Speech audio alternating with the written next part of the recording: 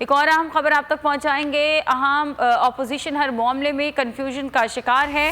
फवाद चौधरी ने ट्वीट किया है, कहते हैं कि एक तरफ कहते हैं बजट मंजूर नहीं होने देंगे, दूसरी तरफ बजट में सेमिनार मुनक्किद हो रहे हैं।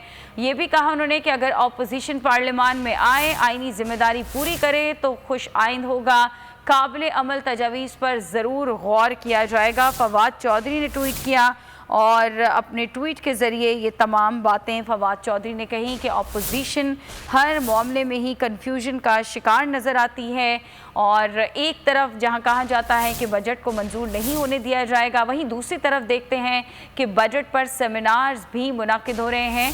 वफाकी वज़ीर इत्तलात ने भी कहा कि अगर अपोजिशन पार्लियामान में आए, आइनी जिम्मेदारी पूरी करे तो खुश आइंद होगा, काबिल अमल तजावीज़ पर ज़रूर गौर किया जाएगा।